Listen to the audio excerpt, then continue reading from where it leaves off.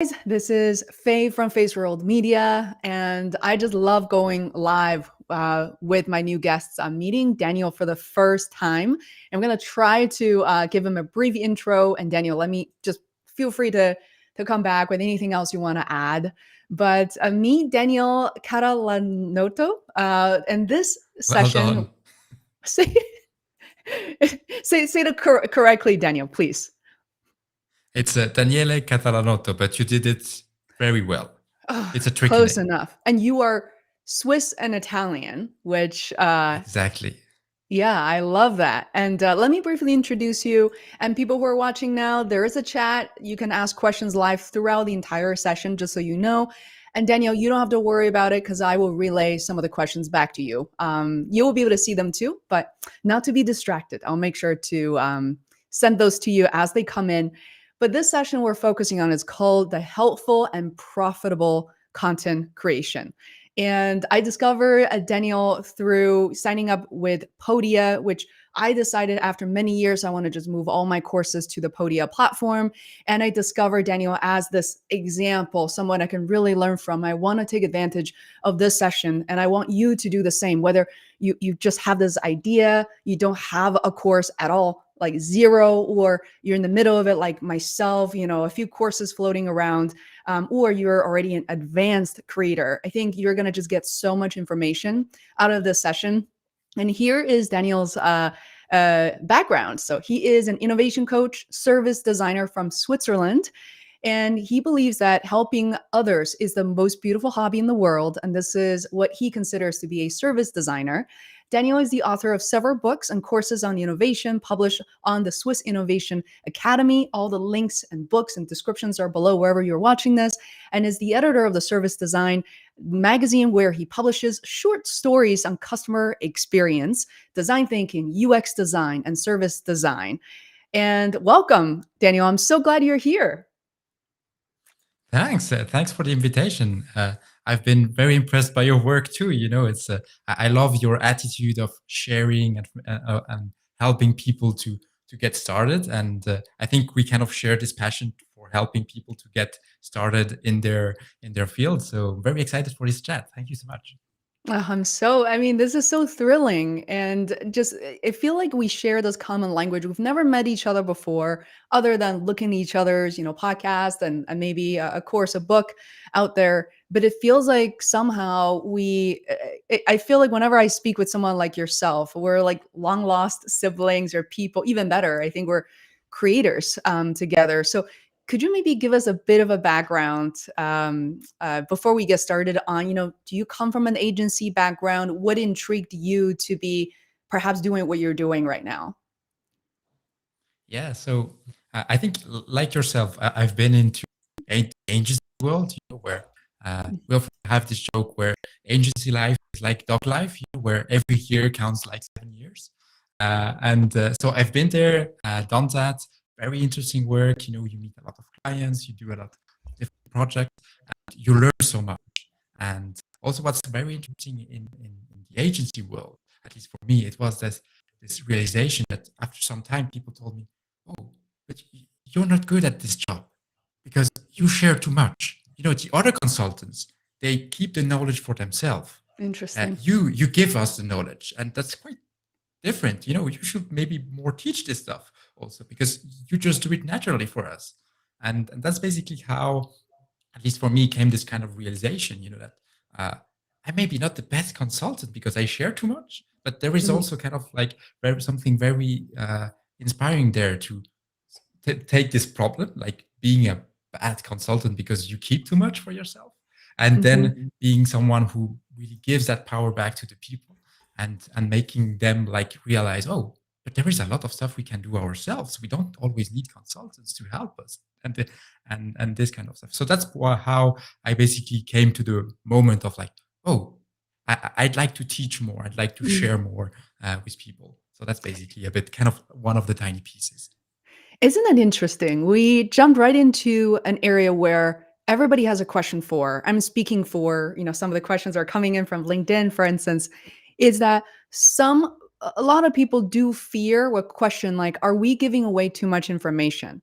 And just the other day, I recorded a video on my YouTube channel to teach people how to build the smallest digital products, making anywhere between $2 to $10 and still be able to generate like 5-figure incomes.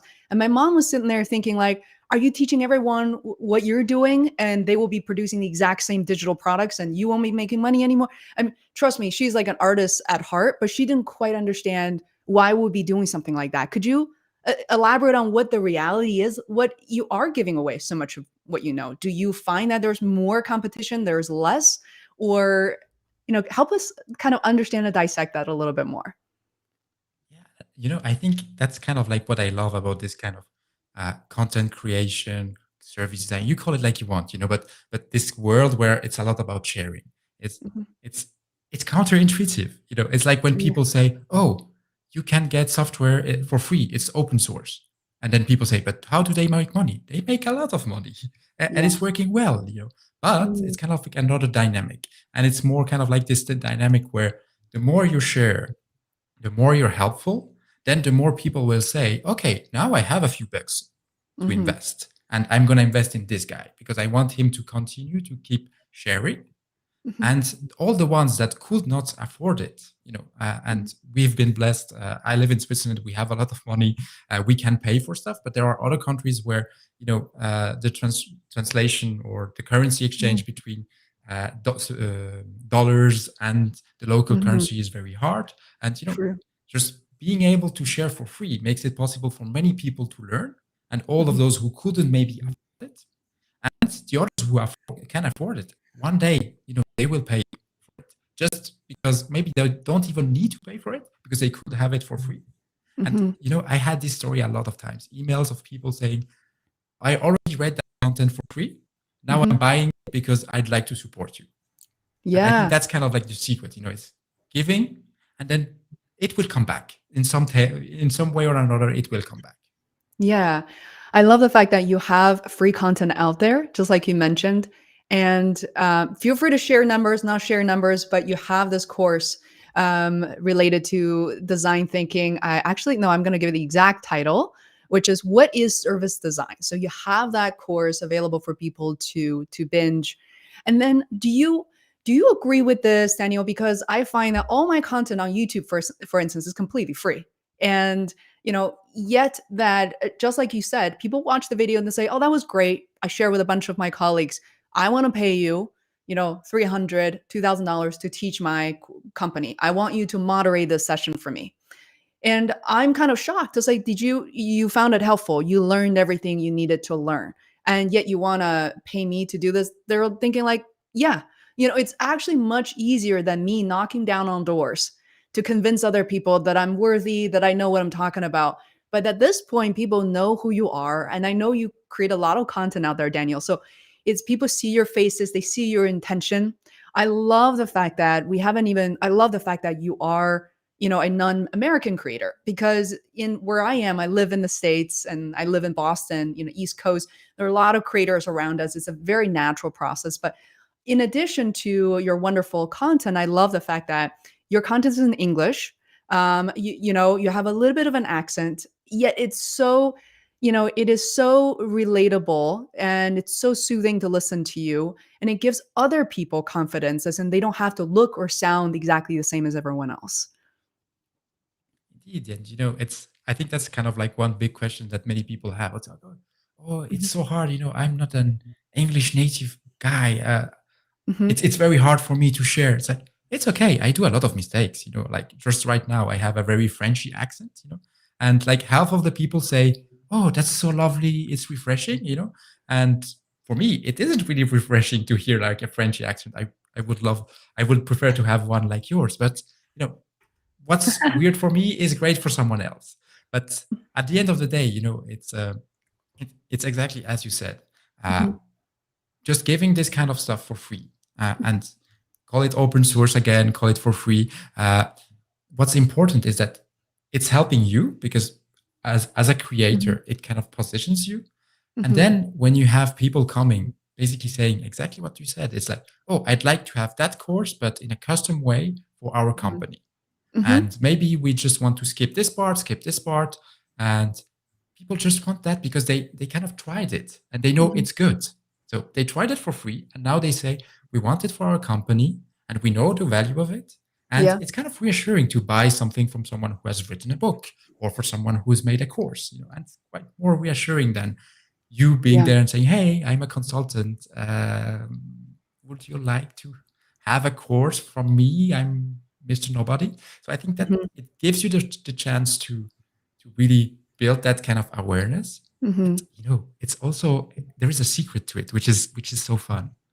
It's Please. so lovely to receive emails every week from people around the world who tell you, oh, that's helped me. Thank you so much. Yeah. And this is a drug. It's a kind of positive drug. This It kind is. of positive feedback that you get from people who say, thank you, thank you, thank you, thank you. And I think that's something that we undervalue, is kind of like just the Yeah. motivational boost that you get out of just helping people. Sure. I mean, that's a dosage for me too. I mean, I hate to be so self-indulgent by displaying these messages. Thank you so much, Ashwin and Christy, if you're still on. And I love receiving emails. And like you said, Daniel, like I get emails probably more than I could respond to, especially from YouTube comments, direct emails. My email is visible on my YouTube channel. And it's just so wonderful. And I try to do my very best to respond back to people, knowing that they might not necessarily sign up for my service. And that's not the point. And I also want to be very frank, oftentimes, to say, maybe I'm not who you're looking for. Like, I think somebody else could be better suited for this. And this is the part I love, because I end up referring people to brands, to people, entrepreneurs, and freelancers I love and I trust for my own business. And so that really creates this kind of positive feedback loop in terms of content and as well as connections. And so I want to, in case people are watching here, like if you're watching, please, send us a note. And especially if you're new, like brand new to content creation, say I or drop me a note, because I want Daniel to be able to speak to the very normal imposter syndrome. A lot of people are thinking, I have not much to say, or I'm not sure what to create. Where do I even start? And then immediately I hear people to say, I don't have the fancy microphone. I don't have the right camera. Um, could you help us understand, like, how many years ago was it? How did you get started? Did you share the same fear, doubts about yourself? It's the best way to get started. At least that's for me. It's like camera. The first time you do it, it feels very awkward. At least for me, as a very shy Swiss guy. We Swiss people are a shy culture. We don't like to show ourselves. Fortunately, I've been blessed. I have also a kind of Italian side, so I can use that one. But at the start, sometimes it's just easier to write. I think that's kind of like the way I would start, is like to tell people, just write a few words. Be it Hmm. a tweet, be it a LinkedIn message, be it something on Medium, and then slowly you will build the confidence that, "Oh, I have something to say." And maybe you start very, very, very, very tiny with just, "Oh, what's a tip I can give in one line?" And if you can give one tip in one line, you can give 10 tips. If you can give Yeah. 10 tips, you can give 100. And once you give 100 tips, you basically have the start of a book, or the start of a documentary, or whatever. Yeah. And it just start very, very, very, very tiny. And then Hmm. once you have the text, you still can just put it in front of yourself, read it in front of a camera. If you feel Hmm. shy, no problem. There is people who do voiceovers for you, who have a much lovelier accent than yourself. You always find people to collaborate with too. But I For think sure. the kind of magic element is to have this. What's the tiniest tip that I could give, which I would have found valuable back in the days. Yeah, Daniel, this part is so important. I think your headset is probably creating some static noise. Okay, Um, no I'm not problem. sure if it's from your microphone or from your AirPods, but I know AirPods traditionally tends to create issues. Do you No think? problem. So we'll try Yeah, to remove yeah. those. Maybe try to remove the AirPods and see if it's better. All right, can you hear me? Okay, still from your? You. Will it still work for you? Oh, unfortunately, I think maybe from your microphone at this point. I think it creates like the static noise. If people who are watching also are hearing that, please let me know. So, okay, say a few Okay. things. Yeah, obviously. So the big idea here was just this, starting with the very, very tiniest content possible. If you can do that, I think you're already in a good start. Okay. All right. Okay. So thank you for that. I think it's from your microphone, unfortunately. So maybe what you can Okay, connect, maybe, yeah, what you can connect let's is use switch your, microphone. Let's do that. yeah. So switch to AirPods for both listening and speaking, and maybe, Okay, is yeah, it see if better that now? works. Oh, here's the echo. Okay, give me just a second. And Yeah. that's exactly what we were talking about. It's just don't be shy about it. It's Yeah. just Don't be shy you about can it. try. It's perfectly normal. We all go through this kind of stuff, and Mhm. once you agree to it, and you kind of embrace it, shit. Yeah. You just went silent. Okay. Oh, there you're coming back. I think So, we're just do connecting for a you second. hear me better now? Yeah. Is it better right now? Yeah. So I think this is really interesting. There could be, I've lost you. I think there's a static, there's like a buzzing noise coming out of But your it's microphone. gonna be okay. So Yeah. So there's a settings gear. I love going live with this stuff. Everybody can see us triage You live. have a very, Um, very, very good yeah. way to fill in the space while I'm fighting with my laptop. Yeah. I mean, I know that if you're Okay. using the laptop sound, yeah, I think that might be okay. Maybe, Okay, so we are back with something. I hear you now at least. yeah, you can hear me. Great. So, um, all right, I can't hear you anymore. No.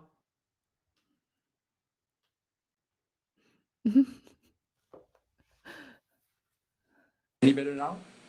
Yep, I can hear you. Okay. Okay. Well, Good. let's stick to this setting. Yeah. And yeah, and then a quick message for anybody who's watching right now. I want to say that exactly a week ago on October 21st, Spotify announced that they're going to launch video podcasts, not just for the Joe Rogans of the world, but for all creators, for all podcasters, and start with the Anchor podcasters. So I released a couple of videos on YouTube, but I just want to say really going live is the easiest way to record videos and for people to get used to video podcasts in general. So if you are, pay attention to it. Who knows? You can get some organic interest and push. So with that said, Daniel, let's go back to you. And you mentioned, I love to recap. You said you could get started with one idea turned into 10, one question turned into 10 questions. You build little by little. So, yeah, and then where do people go from there, I guess is the question. Where now they're okay, they have this free course. When should they start considering building a signature course? That's what we call it over here. And what should they do with that content? So to me, it's quite easy. It's the moment you feel that uh, the thing you're speaking about is quite mature enough. That's a good moment to make your signature course, as you call it. And because in the end of the day, it's you can do a version 1, you can do a version 2, you can do a version 3. So you can start very, very quickly. Also, even if your signature course is quite small, you can still update it, make it bigger with the time. That's basically how I see it. It's like every year I try to add new content to it, which means that people who've bought it and to whom I give this additional content, they feel very like, oh wow, it's this bonus content that I receive. I already paid for it and I receive more stuff. So it creates a stronger relationship. But also for you, it helps you just to get started, get feedback. Because I think that's kind of like one of the secrets also, is kind of this tip that when you're small, you can use the smallness because you can respond to everyone. You can do the small things, like making a little hand note that you take a photograph, you send it to people by email for every person that signs up, because that's kind of the little things that a big creator can't do, but a small one can. And these are the small gestures that create a very different experience, And that's what we want to do is create a new experience for people where they feel like, oh, I'm part of this. And it's much easier to do when you're small. So if you think you're small and it's a big problem, it's not. It's a chance. It's much a big problem for you, Faye, because you can't even respond to all the emails. But when you're small, you can respond to every email in depth. And I think Yeah. that's a chance that we have. when we are small. And then when we grow, then we have other problems to fix. Yeah, exactly true. There are certain things to embrace. It's exactly how I felt for the first few or few hundred, maybe 100 YouTube videos. And I go, some of the videos got 5, 10 views. I don't really care. I messed up here. Nothing is perfect. And it felt liberating to be able to, frankly, get into like an empty room, right? You're literally, it's never quite empty. Even with 2 to 5 people, it's 2 to 5 people who would not be able to meet you and learn from you otherwise. But to walk into a relatively empty room as opposed to go into, NFL where, you really stand up on a podium facing 10,000 audience, it sounds exciting, but not everybody is ready for that. Not everybody even necessarily wants to do that. So I love the embracing the small, being tiny, having the tiny platform at the beginning. And next, I want to kind of, people always ask this question. Okay, you're spending a lot of time creating content. Now, what is like how much, people love asking me sometimes, like, how much money are you making? And I work from home now, full-time freelancer. And so, for instance, be completely transparent right now, about 50 to 60% of my revenue comes from consulting clients. So I still consult, these 6, 7, 8 different clients, different companies. And then on the other half, usually about 40 to 50% are my YouTube income, sponsorships, and digital products. Of course, part of me want to make 80, 90% to be about courses and digital products. I'm not there yet. But Daniel, like, what is your revenue makeup, breakup at this point? I'm just curious. Yeah, it's roughly the same. I would say, Mhm. at my stage where I am, I think it's kind of roughly more like a Pareto, where like 80% of my revenue is still coming from like the typical freelance gigs and stuff. Mhm. To be completely honest, I think in 2 days workshops, I might do what I do in 6 months on Yeah. uh, with the Swiss Innovation Academy. But that's not the point for me. I think Mhm. that's always the problem. If you are in it for the money, I think that's not a Mhm. good motivation. That's true. At least to me. To me, kind of like the first thing you want to do is to have fun doing it, Mhm. to have pleasure seeing people getting value out of it, and Mhm. then the money will come from one place or the other. In my case, it's easier because, again, I live in Switzerland, so the money is quite good here in Switzerland when you do freelance stuff and consulting and this kind of stuff, Mhm. which it pays very quickly, very well. Mhm. And obviously, the one feeds the other, which means kind of like what I do on the Swiss Innovation Academy and the books that I write and this kind of stuff Mhm. creates this trust that I then can use also for the kind of consulting bit. So to answer to your question, like the Yeah. very rough number, it's kind of 20% is kind of more the books and Mhm. courses stuff, and then the 80% is more kind of like on the typical consulting workshops, custom courses, and this kind of stuff. Yeah, and I think it's something that it's hard to kind of communicate. It's the kind of the hidden gems of what it's like to be a creator, whether you're on YouTube, where you're podcasting, if you're like Daniel, who's creating just these wonderful courses, online publication, books. As people read these books, not just anybody, but these clients who are thinking about you, working with you, maybe evaluating you and your services against a bunch of other competitors, and guess who they're going to go to, who they already have trust with, even without the initial Zoom call.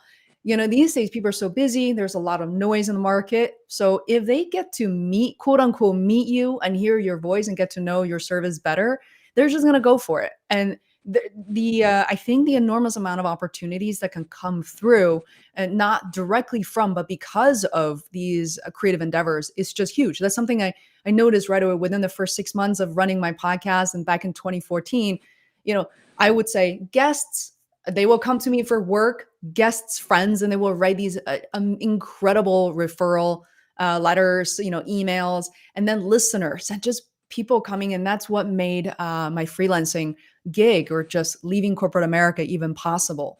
So yeah, that is really interesting. There is also this kind of very uh, hidden again Mhm. thing, which is even if you don't get paid that well, you Mhm. can try stuff. which you couldn't Yeah. try in other places. That's Like, true. and I think that's also something quite good. It's a really lovely prototyping ground.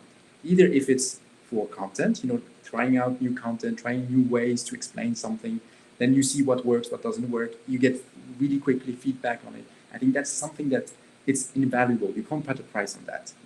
And the other thing is also you can try out new ways of creating a relationship, and creating a better experience. And that you can try it very quickly to see, if with my clients I will send them a little note, will that change anything? Let's try it with the people I have online. If I see it creates a difference, then maybe I will take that learning back in my consulting business.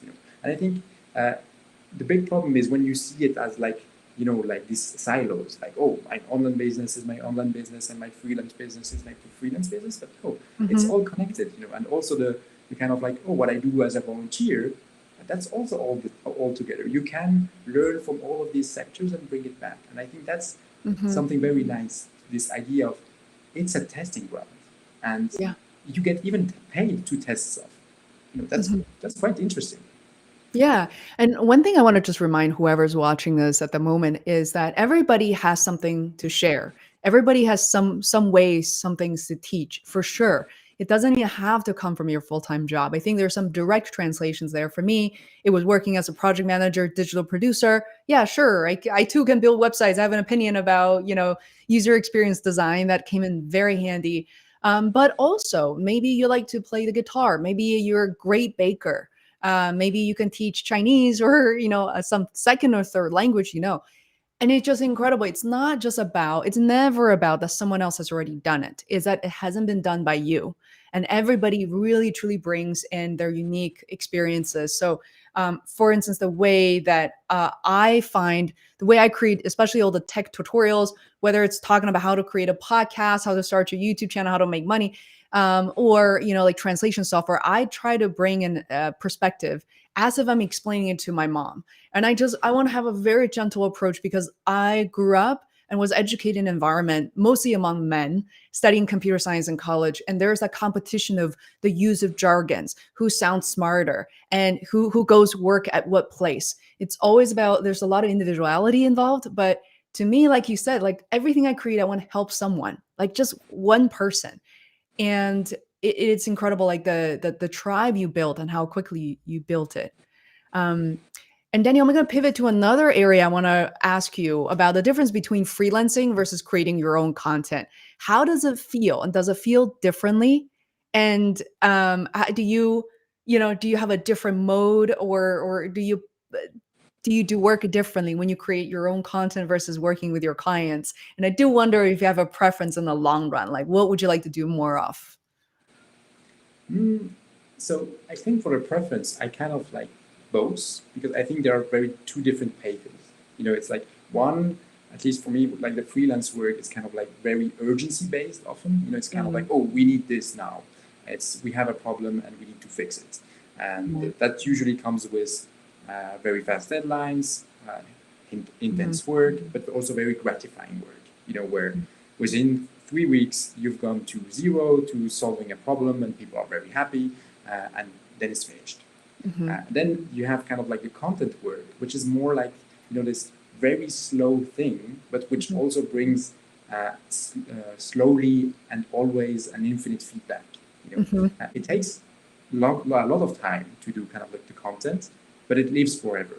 When you've done your freelance work, your project is finished, it's finished. You won't receive in 3 months again a letter from the client saying, "Oh, you were so awesome 3 months ago." And you won't receive another letter 1 year after or 2 years after. But with content, that happens, because different people come in, and there is always this stream of people coming in. And so you always get this kind of feedback, which is very motivating. So I think the one freelance stuff is very intense and very interesting, and kind of like it's very motivating in a short time. But the other one is kind of like more this flow of good stuff coming always and again. So that's kind of like the big difference. And then the other difference is kind of people call it the heavy lift. I think the freelance work is kind of like the heavy lift. It's like you have to push hard to sell it and to get there, and also to do the work. And then you have the small birds, which are kind of like the tiny efforts, and that's kind of like the content production. Mhm. For example, I write my books while my baby naps. You know, it's so easy. He naps, I write. He doesn't nap anymore, I stop writing. I can't do that with my freelance work, but for content creation, it's wonderful. Mm. Yeah, what a great perspective on, especially some of the new parents as well. People are thinking about how their lives will be changed drastically, which it will be. I don't have children, but I notice like with some of my freelancer friends, that is the biggest difference is all of a sudden they thought they were so busy, had absolutely zero time. And once they have kids, and they realize they have to be so strategic about how they manage their time, which is an area I would kind of want to get into. Is people are hearing, wow, I'm already so busy. Now you're saying freelancing, which means your own marketing team. There's a whole, part of the work that you have to get going on if you're interested in freelancing. The good news is what people don't realize is the whole YouTube, podcasting, writing books, all of this is frankly kind of automated marketing department, which I absolutely love. But creating content and making time for that, scripting, producing, and all that. One area I love about the way you approach your work is that you do put wellness first too. And now I just learned why. You have a newborn, and in your email, when I sent you an email yesterday, it says I'm busy, relaxing right now. I'll get back to you later. Could you tell me about maybe that part of the transformation or realization? When did that happen? When did you perhaps experience a burnout to realize I got to do things differently? Right? We've been talking about creating and production, productivity. Like, what about self-care? Yeah, it's a baby is kind of like I call it a tsunami. It's it's a Baby life tsunami. tsunami. Yeah, yeah. But I think it really changes the way you work and the way you. Oh, Oh, I sorry. think your camera is out of battery. Oh, I think we are very lucky today. That's good. We're very lucky today to run into these Exactly. issues so But we'll that get it's there. real. Wonderful.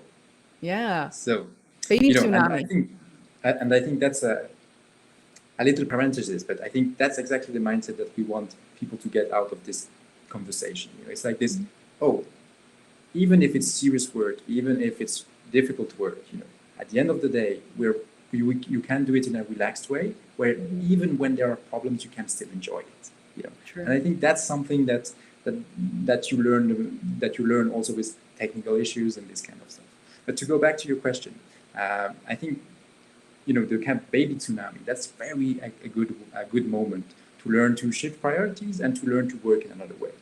I created most of my content in what I call sprints, where I put 1 week aside and I write like crazy. And then it's done, and then for 1 year I don't have to write anymore, and I just drip it slowly. That No I way. worked Wow. like that Yeah. previously, but now I can't put 1 week aside because baby, family, they won't be happy. So now it's more, Yeah. nap time and working in these kind of tiny moments.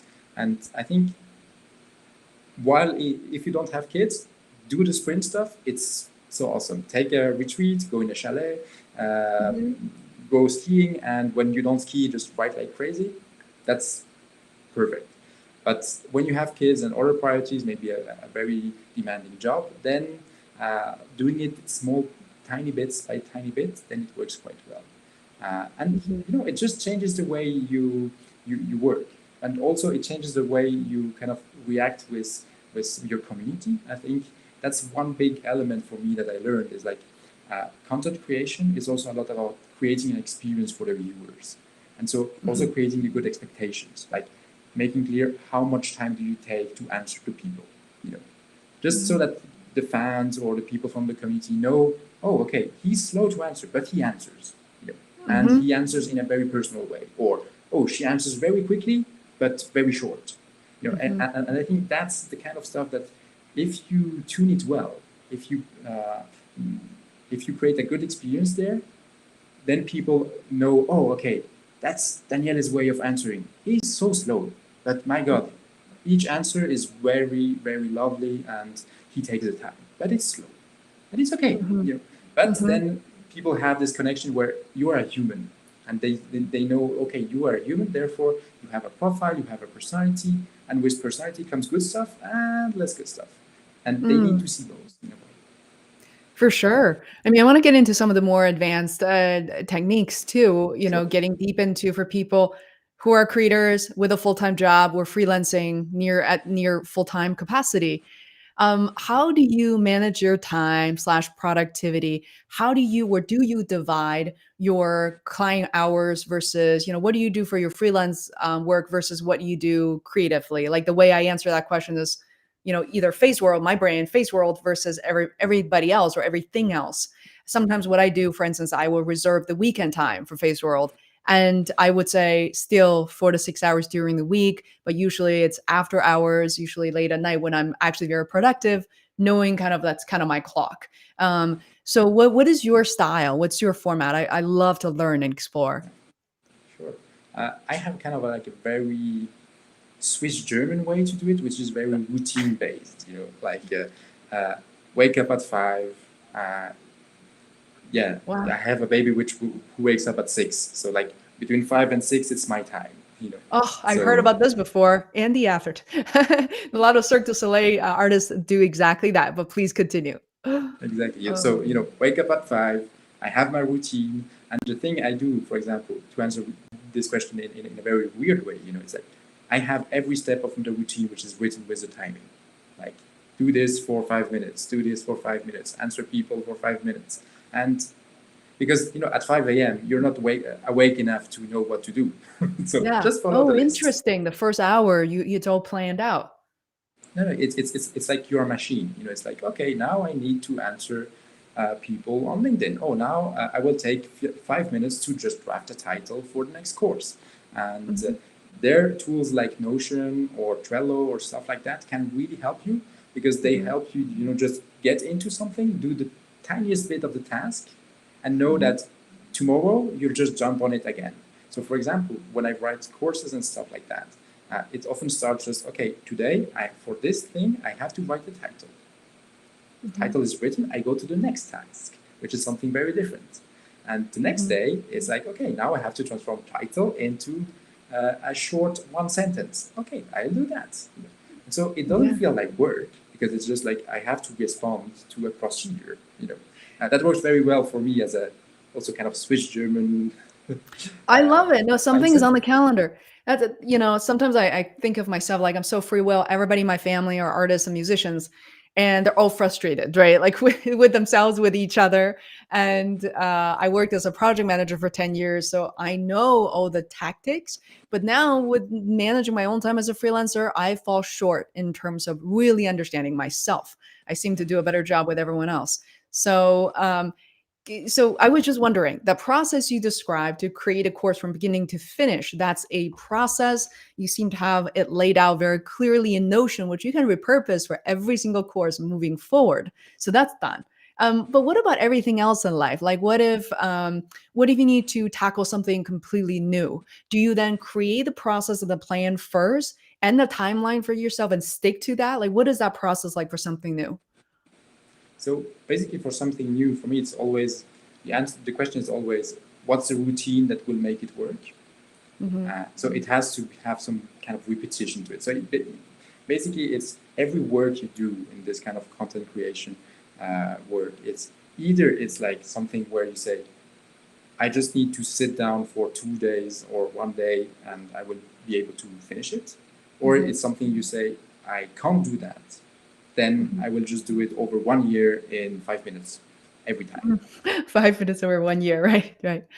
And then you get there, and basically then that's kind of the first decision I make, which is it something that I'm gonna do drip by drip, or is it Mhm. something where I'm just gonna say, okay, one time I set some time and I'm gonna go through it. The Mhm. benefit of that technique is you don't have to plan anything. You just say, on that day I'll work on it and I'll finish it. I don't know what it means, but I'll do it. And the other way is just like, okay, drip by drip. And then what you need to do is just think, what's the tiniest work I can do? Like, what's the Mhm. 5 minute tiniest possible thing I can do? And then, so you have the routine, then is the good timing. So that's deciding when does that happen. Is it something that you do at 5 a.m.? Is it something that you do in the evening? Is it something you do during a lunch break? Is it something you do while you're on the toilet? That's a very good tip. You can create some good content on the toilet. Like you go on the toilet quite often in a day, you know. So That's true. Every time you are on the toilet, you can kind of write the title of a next chapter. That works also. Just finding the routine, the habit, and the good time. What happens when one of your many freelancing clients are saying, Daniel, there's an emergency, or I changed the timeline, or the project itself changed? It's not always an emergency, but if they can easily pile on work or things that are completely outside of your routine. What do you do in that case? So basically, that's where you have kind of, at least that's how I work. I have kind of two systems. One which is kind of like buffer zones, like space for shit which will happen, like new projects, stuff needs more time, anything like that. And like just having in your calendar some space for buffer life for to happen. Right. And I think that's kind of like a very nice thing to not overplan, but to underplan so that you have more time for this kind of stuff. It's an obvious thing, but we often forget to do that. And the other thing is just to realize that the content creation is like a long-term game. It's okay if like this month you do a little bit less your routine than next month. What's important is that you stick to it, and as long as you stick to it, it's okay. And the third secret, and I think that's kind of like the secret that every freelancer says, is like you're allowed to say no. Yeah. And when you say no, something magically happens. When you say, sorry, that day doesn't work for me, go speak with my friend Ryan, who's awesome, and do it with them. With him, usually what happens is that people say, yeah, I know Ryan, but I want you. So can we make it next week? And then basically you keep your routine, the client is happy, and it works just because you allowed yourself to say, okay, no this time. Yeah. Well, I love it. And there are like endless content on productivity, and still it's something that people struggle with. And I noticed that it's even more of a problem for people who started to work from home for the first time because of the pandemic. And now we're living in this phase, it's called the Great Resignation, of people who don't want to return to work. But I think productivity is a challenging thing, where especially people who are so used to a routine or endless meetings, whereas now it's going to be virtual meetings. Should we, how do we manage my time? So I noticed something kind of phenomenal happening to my calendar, which is probably a bad thing, which is my calendars are not that filled. There may be a day, maybe 2 days where there are more meetings, and there are 3 to 4 meetings. Some might run long, but I do have majority of the week, 3 days, and the weekend pretty empty. Yet at the end of each day, I'm pretty tired, frankly, even exhausted at times. And I look back to, I did all these things that was not on my, oh my God, I have like all these things that the day was super busy. Where did time go? And I don't feel like there was so much of a space left. The calendar still looks empty. And what did I do? Like, have you ever run into those situations? I feel like I can use some Swiss German help in this case. Indeed. I think there is this saying, give a guy a day to cut a tree, he will take like most of the day to prepare the tools and then 30 minutes to cut down the tree. Right. Give a guy 30 minutes to cut the tree, he will just take the tools and cut the tree. And I think there is kind of something true to it. Yeah. Not completely, but quite, which is. If you give some framing to it, then you will always feel busy in that frame. So basically, when you're blessed that you don't have too much in your calendar, maybe fill your calendar with stuff where like, oh, I have to make work happen in 2 hours so that I can relax for 6. Yeah. And usually then you'll get very busy in these 2 hours. Maybe you'll use 1 extra hour.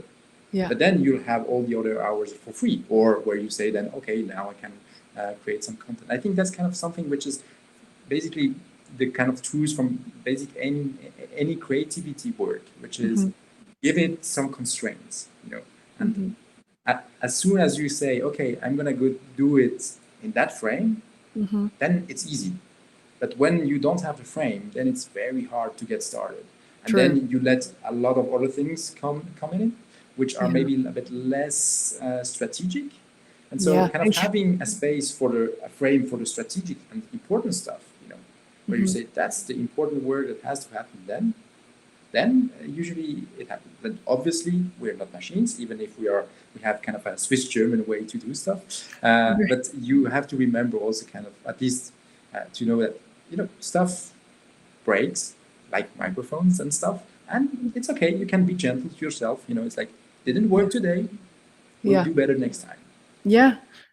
Yeah, absolutely. I love it. And I know that I booked 45 minutes of your time and we can easily talk forever. And I'm sure we'll follow up on some ideas and thoughts because I really would like to continue promoting and sharing your work.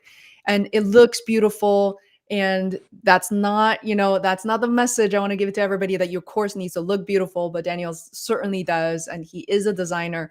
But before we wrap up, is there anything that you want to talk about but we haven't covered yet? For me, I think what's important that people get from kind of like from our side of the kind of content production is that we focus a lot on the content production, which is a very good thing. But I think there is another side to it which we often forget as content producers, which is kind of the experience side of it.